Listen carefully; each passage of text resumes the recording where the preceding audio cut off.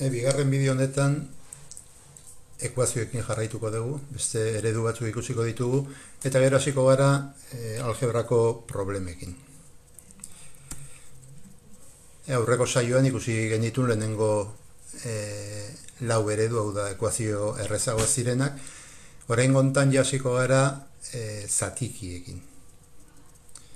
Hemen daukagun ekuazio honetan ingo dugun lehenengo gauza, izango da izendatzaile berdina lortzia. Eta horretarako kalkulatuko dugu multiplo irul eta lauren arteko multiplo komunetan txikiena. Hamabi da, bosta eta biaren azpian bata jartzen baldin badegu, izango da, iru bider lau hamabi da, orduan isa bider lau, lau isa. Lau bider iru hamabi, isa bider iru, iru isa. Hemen bat jarriko bagenu, bat bider hamabi hamabi, bost bider hamabi hirurogei, eta hemen bat jarriko bagenu, bat bider hamabi hamabi, bi bider hamabi, hogeita lau. Ekuazio batean, ekuazio osoan izendatzaile berdina degunean, izendatzaile hori kendu daiteke. Eta momentu horretan egingo genukeena litzateke berriro berridaztea, baina izendatzailerik gabe, horrela. Eta behin hor gaudela, aurreko ekuazioetan bezala, simplifikatuko genuke, lau isa, gehiru isa, zazpi isa, kentzen dagoen hirurogei hau bestaldera gehitzen pasako da, hogeita lau, gehirurogei, laurogeita lau, eta monomio hau banatu daiteke, beraz, zazpi hori, biderkatzen dagoen zazpi hori, zatitzen pasako da. Laurogeita lau zati zazpi, hamabi. Komenigarria da eredu hauek kuadernoan kopiatzia. Beste bat.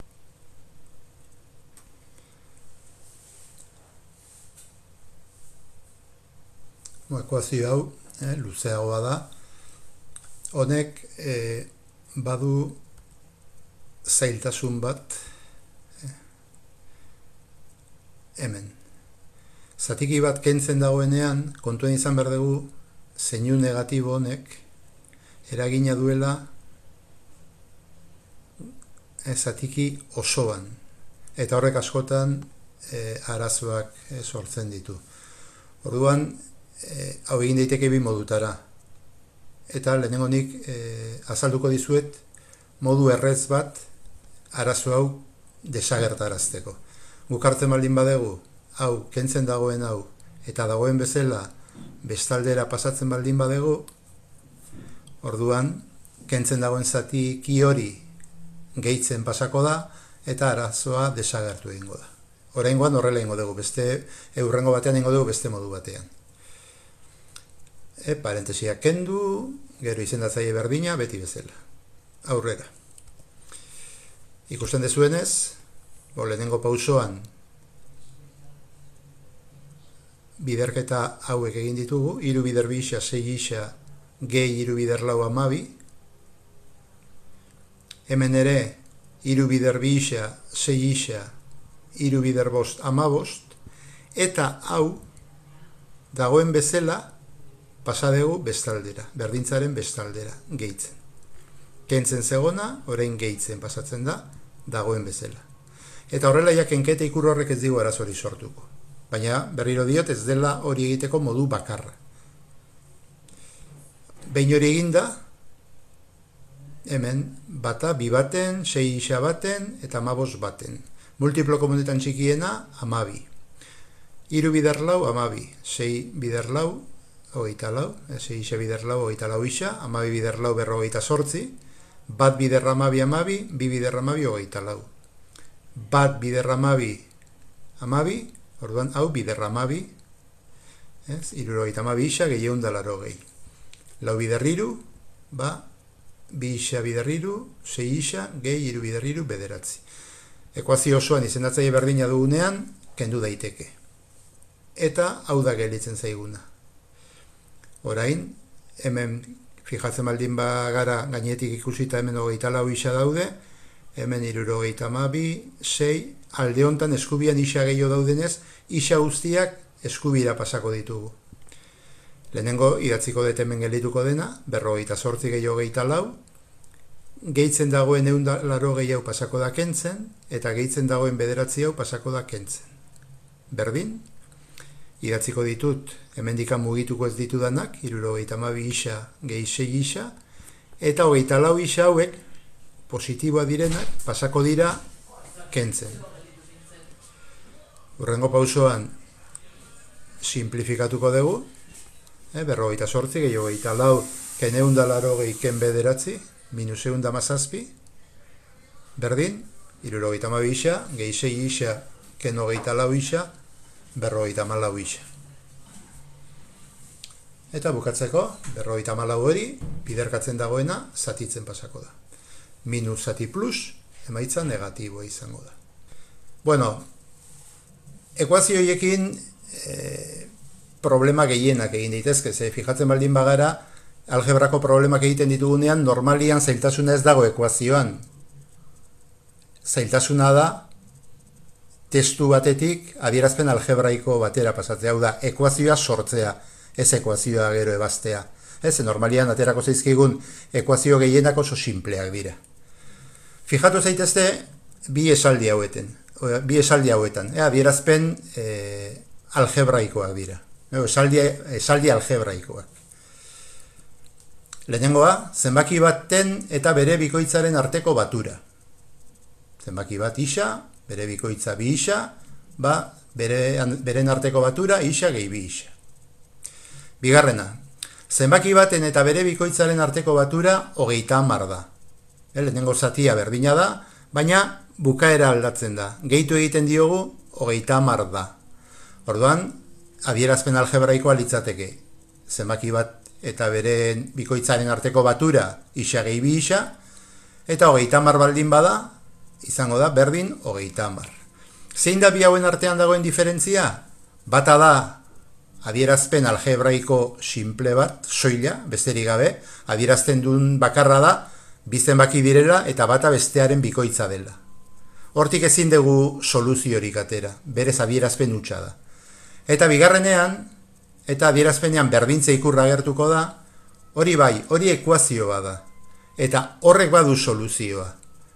Guk egiten baldin badegu, dakigun bezala, ateratzen zaigu zenbaki hori 10 dela.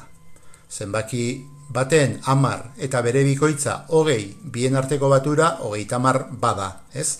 Barduan, hau da algebrako problema bat.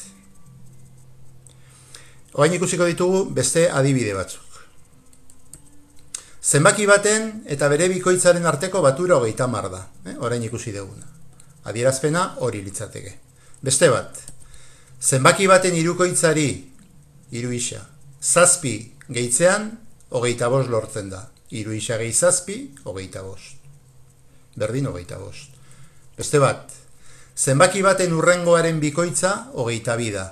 Zenbaki baten hurrengoa isa gehi bat izango da, eta hori guztiaren bikoitza bada parentesia jarri beharko dugu, eta bikoitza kalkulatzeko biderbi egingo dugu. Isa gehi bat parentesia artean biderbi, berdin 22. Zenbaki baten erdiaren hurrengoa 16 da. Zenbaki bat isa da, berez. Zenbaki baten erdia isa zati bi, eta bere hurrengoa izango da gehi bat. Isa zati bi gehi bat, berdin 16.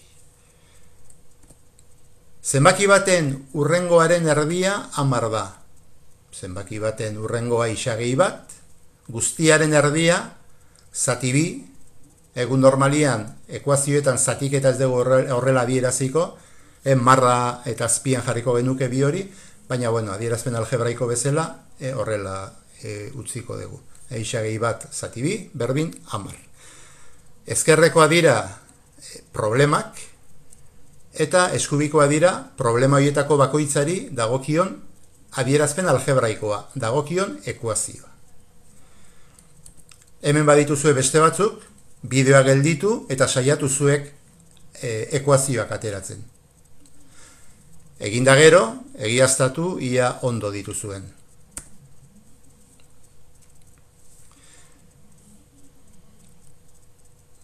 Hemen badituzue beste batzuk,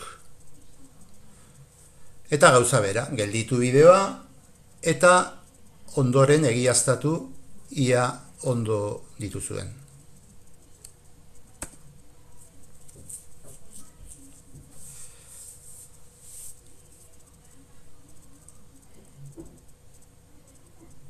algebrako problemak normalean lotu egiten dira egoera errealekin. Orain ikusiko dugu beste adibide bat, baina adinekin planteatu daitekena adibidez. Hau da problema, eta honekin bukatuko dugu gaurkoz. Mirenek duen adinaren hirukoitzari 8 urte kentzen badizkiogu, ateratzen zaiguna da hemendik 2 urtera izango duen adinaren bikoitza. Zein da Mirenen adina? Algebrako problemetan askotan gertatzen da, problema irakurtzen degula eta ez degula ezer ulertzen. Orduan berriro egin behar deguna da, berriro irakurri. Ez degula ulertzen? Berriro irakurri. Pixkat problemaren esanahia ulertu arte. Esanahia ez badegu ulertzen, hori ezin dugu bihurtu adierazpen algebraiko bat. Orduan fijatu zaitezte. Kalkulatu behar deguna da ia zein dan Mirenen adina. Orduan problemetan beti hasieran jarri beharko dugu isa zer den. Ekuazioa planteatu aurretik lehenengo jakin behar dugu isa zer den. Kasu honetan, isa izango da Mirenen adina. Eta hasten gara. Mirenen adinaren hirukoitzari, hau da, Mirenen adina isa bada, hirukoitza izango da 3 isa. 8 urte kentzen badizkiogu, honen hirukoitzari 8 urte kentzen badizkiogu, 8, ateratzen dena, berdin, hemendik 2 urtera, Mirenek orain isa urte baldin baditu, hemendik 2 urtera izango ditu 2 gehiago. Hori denoi gertatuko zaigu, 2 urte pasata, 2 urte gehiago izango ditugu, ez? Barduan, gu kalkulatu nahi dugun Mirenen adina isa bada, orain, hemendik 2 urtera izango ditu 2 urte gehiago. Eta izango da isa gehi 2. Orduan, hemendik 2 urtera izango duen adinaren bikoitza. Hau da, hemendik 2 urtera izango duen adina, eta horren bikoitza izango da, hori, bider bi. Guztia bider bi dela adierazteko parentesia jartzea ezinbesteko izango da. Hori izango da, problema honi dagokion ekuazioa. Ekuazio hori, ebatzita, aterako zaigu zein dan isaren balioa, hau da, zein dan Mirenen adina. Iepa barkatu.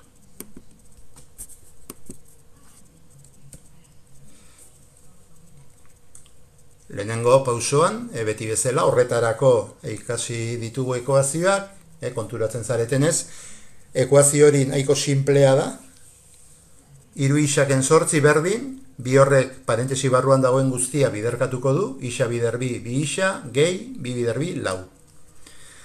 Ezkerrean 3 isa, eskubian 2, isa guztiak ezkerrera pasako ditugu, 3 isa ken 2 isa, eta zenbakiak bestaldera. 4 eta kentzen dagoen 8 hori bestaldera pasako da gehitzen. 3 isaken 2 isa, isa, 4 gehi 8, 12. Mirenek 12 urte ditu, hori egiaztatu daiteke. A ber, Mirenek duen adinaren hirukoitza, 12 bider 3, 36. 8 urte kentzen baldin ba dizkiogu, 36 ken 8, 28. Ateratzen da, hemendik 2 urtera, oain 12 baldin baditu, hemendik 2 urtera 14 izango ditu, hemendik 2 urtera izango duen adinaren bikoitza. 14 bider bi, 28. 28 berdin, 28. Problema ondo dago. Eta honekin bukatzen dut gaurko bideo hau. Ez badezue zerbait ulertu, ikusi berriro, gelditu, saiatu, eta zalantzaren bat baldin badezue, argituko dugu. Eta noski, honekin batera, gero bidaliko dizkizuedan ariketak egin.